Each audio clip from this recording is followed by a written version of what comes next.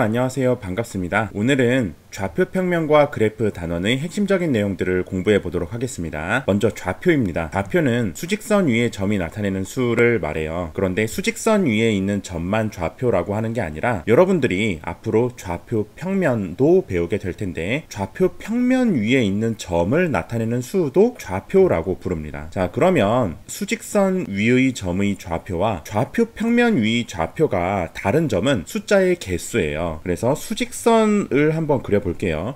수직선 위에 있는 점들은 하나의 숫자로만 표현할 수 있잖아요. 그래서 수직선 위에 있는 점의 좌표는 이렇게 숫자 하나로 표현할 수 있습니다. 자, 그런데 좌표 평면은 축이 이렇게 두 개가 있잖아요.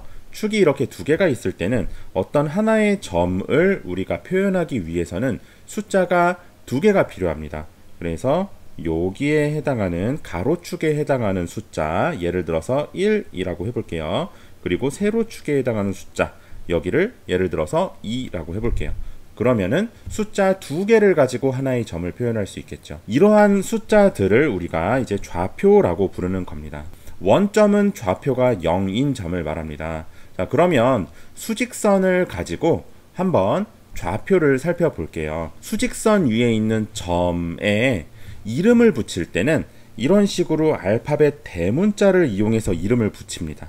그래서 알파벳 대문자를 이용해서 점을 표시한 거, 이건 점의 이름이에요. 자, 그리고 이 점이 구체적으로 어떤 점인지를 표시해 주는 게 바로 우리가 배운 좌표인 것이죠. 이 좌표는 이 수직선 위에 있는 이 숫자를 말하는 거예요.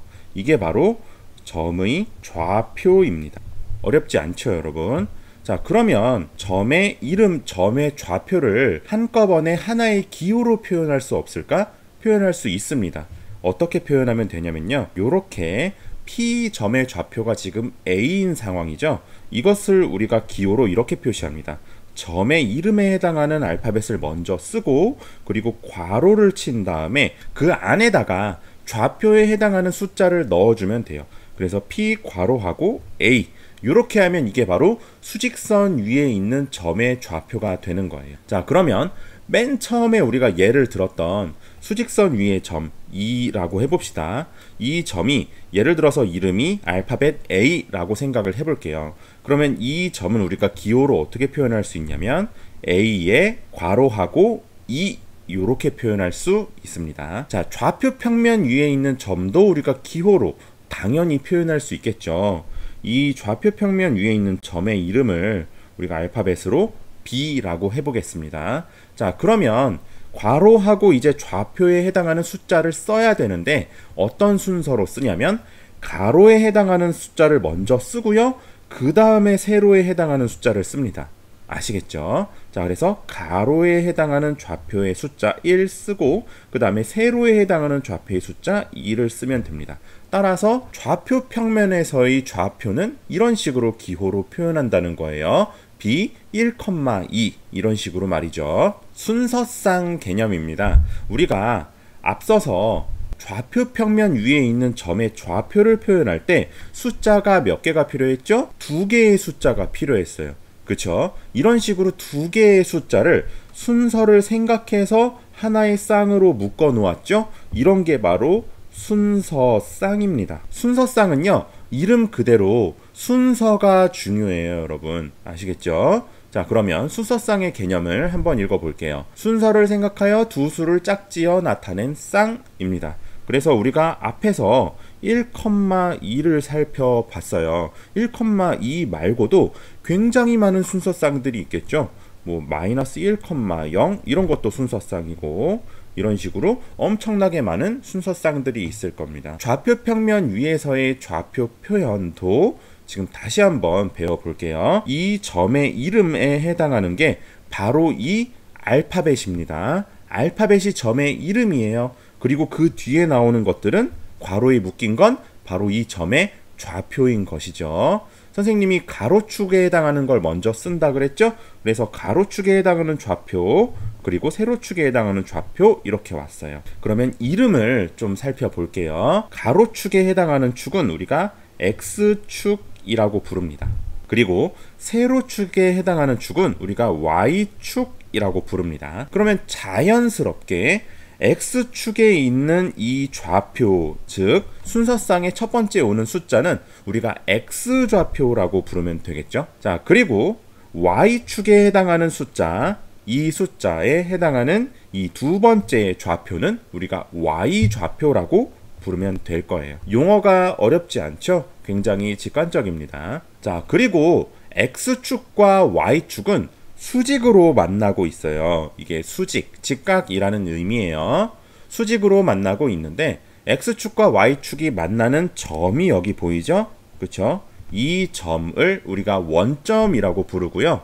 이 점의 이름은 알파벳으로 O입니다. 그래서 원점은 항상 알파벳 O로 표시를 해주게 됩니다. 그래서 이렇게 X축과 Y축으로 이루어진 이 평면 을 바로 좌표 평면이라고 부릅니다. 용어가 굉장히 간단하고 어렵지 않죠. 그렇죠? 좌표 평면 위에 있는 점의 좌표를 표현하는 방법, 앞서 살펴봤던 그 방법 그대로예요. 여러분들이 주의해 줄 점은 순서만 잘 생각해 주면 됩니다. 항상 여러분들이 이 좌표 평면 위에 있는 점의 좌표를 구할 때는 X좌표를 먼저 쓰고 그 다음에 Y좌표를 쓰는 거예요. 아시겠죠? 자, 그러면 한 가지 예를 들어 보겠습니다. 자, 여기 X축에 해당하는 점의 좌표가 예를 들어서 3이라고 해봅시다. Y축에 해당하는 점의 좌표가 4라고 해봅시다. 그러면 이 점의 이름을 A라고 해봅시다. 그러면 이 A라는 점의 좌표를 기호로 표현할 때 어떻게 해주느냐면 A라는 이 점의 이름을 먼저 쓰고요. 그런 다음에 괄호 열고 좌표를 입력해주면 되는 거예요. 좌표는 항상 뭐 먼저? X좌표 먼저. X축과 만나는 점이 X좌표인 거예요. 그래서 X좌표 먼저 그 다음에 Y좌표에 해당하는 좌표를 써주면 됩니다. 이게 바로 좌표 평면 위의 점 A의 좌표를 표현한 거예요. 그래서 A 3,4 이렇게 읽으면 되는 것이죠. 굉장히 쉽죠? 그 다음에 우리가 배워볼 부분은 바로 사분면입니다.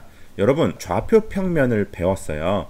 그래서 평면을 X축과 Y축으로 이렇게 나누면 평면이 몇 개로 나눠지나요? 여러분들이 지금 화면에서 보다시피 4개의 평면으로 나눠집니다. 그쵸?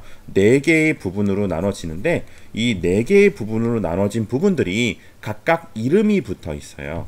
제1사분면, 제2사분면, 제3사분면, 제4사분면 이렇게 이름이 붙어 있습니다. 여러분들이 사분면에서 반드시 좀 짚고 넘어가야 될 부분은 바로 뭐냐면 점의 부호입니다. 예를 들어서 1사분면 위에 어떠한 점이 있다고 생각을 해볼게요. 그러면 이 점은 X좌표와 Y좌표의 부호가 각각 어떻게 될지 우리가 생각할 수 있단 말이에요. 자, 생각해 볼게요.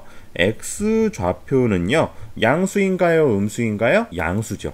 그쵸? 왜냐면 0보다 더 오른쪽에 있기 때문에 양수입니다. Y좌표는 그럼 어떤가요? Y좌표는 양수일까요? 음수일까요? 당연히 양수입니다. 왜냐하면 0보다 더 위쪽에, 더 큰 쪽에 존재하기 때문이에요. 따라서 1사분면 위에 아무 점이나 지금 찍은 건데 X좌표도 양수, Y좌표도 양수죠. 그래서 우리는 정리할 수 있습니다. 1사분면 위에 있는 모든 점들은요, 여러분, X좌표는 양수, Y좌표도 양수, 요렇게 정리할 수 있어요. 간단하죠? 뭔가 이모티콘 같아 보이기도 하지만 순서상의 각각의 좌표의 부호라고 생각을 하면 되는 거예요. 자, 그럼 2사분면도 우리가 비슷한 방식으로 생각해 볼 수 있을 거예요. 2사분면에 어떠한 점을 우리가 찍었을 때 이 점은 X좌표는 음수입니다. Y좌표는 양수가 되겠죠. 따라서 우리는 정리할 수 있어요. 2사분면 위에 있는 모든 점들은요, X좌표는 음수, Y좌표는 양수가 되겠구나, 이렇게 정리할 수 있습니다. 3사분면도 똑같은 방식이겠죠. 3사분면도 한 점을 잡았을 때 X좌표 음수, Y좌표 음수. 아, X좌표와 Y좌표가 모두 음수구나. 그러면 이제 정리할 수 있죠. 자, x좌표 음수, y좌표 음수 이렇게 정리할 수 있고요. 마지막으로 4사분면입니다. 제 4사분면 위에 점 아무거나 이렇게 잡아 볼게요. 그런 다음에 x좌표 양수, y좌표는 음수. 그쵸? 그래서 4사분면 위에 있는 점은 x좌표는 양수, y좌표는 음수 이렇게 되는 거예요. 자, 여러분 이렇게 해서 우리가 각 4분면 위에 있는 점들의 좌표의 부호가 어떻게 되는지를 각각 살펴봤습니다. 그래서 여러분들이 나중에 문제를 해결하다가 어떠한 점이 몇 사분면 위에 있다라는 조건이 붙으면 아, 점의 좌표에 부호를 준 것이구나, 이렇게 생각하면 된다는 거죠. 자, 그럼 여기에서 예를 들어서 간단한 문제를 해결해 볼게요. 자, 예를 들어서 1,-3은 몇 사분면 위의 점인가, 이런 문제가 있다고 생각을 해보죠. 그러면 x좌표는 양수, y좌표는 음수죠. 따라서 몇 사분면? 제4사분면, 이렇게 결론을 내릴 수 있는 거예요. 자, 예를 한 가지만 더 들어보겠습니다. 예를 들어서 a, b가 제2사분면 위의 점이다, 이런 식으로 문제에서 조건을 줬다고 하죠. 그럼 우리가 이걸 보고 알 수 있는 게 무엇입니까? 이걸 보고 알 수 있는 건 A와 B의 부호를 알 수 있는 거예요. A는 음수고요, B는 양수라는 거죠. 왜? 제2사분면 위에 있기 때문에 X좌표는 음수, Y좌표는 양수거든요. 그래서 X좌표에 해당하는 A는 음수고 Y좌표에 해당하는 B는 양수구나, 이렇게 알 수 있다는 거예요. 변수는 x, y와 같이 여러 가지로 변하는 값을 나타내는 문자를 뜻합니다. 자, 그리고 그래프는 두 변수 사이의 관계를 그림으로 나타낸 것이에요. 그래서 선생님 머리 위에 있는 이거 보이죠? 이런 게 바로 그래프입니다. 좌표 평면이 주어져 있고요. 그리고 x와 y 사이의 관계를 어떠한 그림으로 이렇게 표현을 해 준 거예요. 이런 게 바로 그래프입니다. 그럼 우리가 그래프를 왜 배워야 하느냐? 그래프를 배워야 하는 이유를 선생님이 두 가지를 가져왔어요. 일단 첫 번째는 두 양 사이의 증가, 감소 등의 변화를 쉽게 파악할 수 있습니다. 그래서 여러분, 선생님 머리 위에 있는 이 그래프를 보세요. 이 그래프는 시간에 따른 온도의 변화를 나타내고 있는 거예요. 자, 그래서 이거를 우리가 시간에 따른 차의 온도 변화라고 하죠. 그러니까 컵에다가 뜨거운 차를 따라 놓으면 시간이 점점 지남에 따라서 온도가 떨어지잖아요. 그걸 표현해준 그림인 거죠. 그래서 여러분들이 보면 시간이 지날수록 점점점 온도가 떨어지고 있구나, 이걸 파악할 수 있죠. 점점점 온도가 떨어지고 있구나. 그런데 시간이 더 많이 지나고 나니까 점점점 어떠한 온도에 가까워져 가는구나, 더 이상 더 떨어지지는 않겠구나, 이런 것들을 파악할 수 있죠. 이런 식으로 여러분들이 두 양 사이의 증가와 감소, 변화를 굉장히 쉽게 파악할 수 있다는 거예요. 자, 그래프를 배우는 이유 두 번째도 한번 살펴보죠. 변화의 빠르기를 쉽게 파악할 수 있다, 이겁니다. 변화의 빠르기, 얼마나 빨리 변하는지 얼마나 늦게 변하는지를 우리가 파악할 수 있다는 거예요. 자, 그러면 이 그래프에서 얼마나 빨리 변하는지 늦게 변하는지를 어떻게 파악할 수 있나요? 같은 시간 동안에 얼마나 온도가 많이 떨어졌는지 요걸 보면 되는 거죠. 그쵸? 같은 시간 동안에 온도가 얼마나 많이 떨어졌는지, 그쵸? 요런 걸 보면 되는 거예요. 그러면 이게 급격하게 떨어질수록 변화가 빨리 일어나는구나, 이걸 알 수 있고요. 이 경사가 완만할수록 변화가 느리게 진행되고 있구나, 이런 식으로 변화의 빠르기를 파악할 수 있다는 거예요. 그래서 여러분들이 그래프 단원에서 단골로 나오는 문제가 있어요. 그래서 그 문제를 선생님이 가져왔습니다. 이게 바로 그래프 단원에서 정말 많이 나오는 단골로 나오는 문제예요. 자, 뭐냐면 그림과 같이 세 가지 모양의 컵이 있습니다. 시간당 일정한 양의 물을 넣는다고 하네요. 경과 시간에 따른 물의 높이 y의 변화를 그래프로 표현하는 거예요. 자, 세 가지 그래프를 그릴 겁니다. 일단 좌표 평면을 먼저 그릴게요. x축, y축을 먼저 이렇게 그려주시고요. x축, y축, 원점. 항상 이게 기본입니다, 여러분. 지금 X축에 해당하는 건 시간이에요. 시간이 지날수록 물은 항상 일정한 양이 들어가고 있습니다. 첫 번째 컵의 경우에는 컵의 너비가 계속 일정하죠. 그렇기 때문에 물의 높이가 항상 일정하게 올라가게 될 겁니다. 그래서 시간이 지남에 따라서 물의 높이가 일정하게 올라간다. 그걸 우리가 그래프로 표현하면 이런 식으로 표현할 수 있겠죠. 직선 형태로 말이에요. 두 번째 경우를 한번 보겠습니다. 두 번째 경우도 X축, Y축 그려주고요. X축, Y축, 원점 그려주고, 자, 컵의 너비를 볼게요. 초반에는 너비가 굉장히 좁아요. 점점점 위로 올라갈수록 너비가 넓어지죠. 너비가 좁을 때는 어떻겠어요? 맨 처음에는 컵의 너비가 좁잖아요. 그쵸? 그러면 물이 굉장히 빨리 차오르겠죠. 초반에는 높이가 빨리 올라갈 겁니다.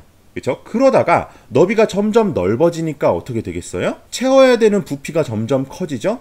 그러니까 높이가 점점 서서히 천천히 올라가게 될 겁니다. 그래서 우리는 어떤 그래프를 그려야 되냐면, 처음에는 빨리 증가하다가 점점 시간이 갈수록 느리게 증가하는 형태로 그래프를 그려주면 되는 거예요. 자, 그러면 어떤 형태가 나오냐면 곡선 형태가 나올 수밖에 없겠죠. 처음에는 급격하게 빠르게 증가했다가 시간이 갈수록 점점점 느리게 증가하는 이런 형태로 그려지게 될 겁니다. 어렵지 않죠, 여러분? 자, 이제 마지막 컵이에요. 마지막 컵 같은 경우에는 맨 처음에는 너비가 넓다가 높이가 올라갈수록 너비가 좁아지는, 점점점 좁아지는 이런 형태예요. 이런 형태는 어떻게 되느냐? 자, 역시 좌표평면 그려보겠습니다.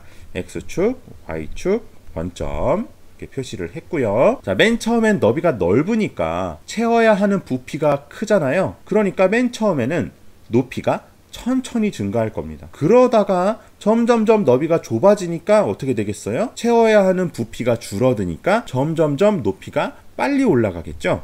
그래서 이걸 그래프로 표현하면 어떻게 되냐면, 처음에는 느리게 증가하다가 나중에는 빨라지는 이런 형태가 돼야 할 거예요. 그래서 처음에는 완만하게 그립니다. 그러다가 점점점 빨라져야 하니까 점점점 증가하는 이런 형태로 그려주면 되겠죠. 상황을 적절히 해석해서 상황에 맞는 그래프를 그릴 수 있는 이런 연습을 해야 됩니다. 자, 여기까지 좌표평면과 그래프 단원에서 반드시 알아야 하는 핵심적인 개념들을 공부해 봤습니다. 그럼 여러분 안녕.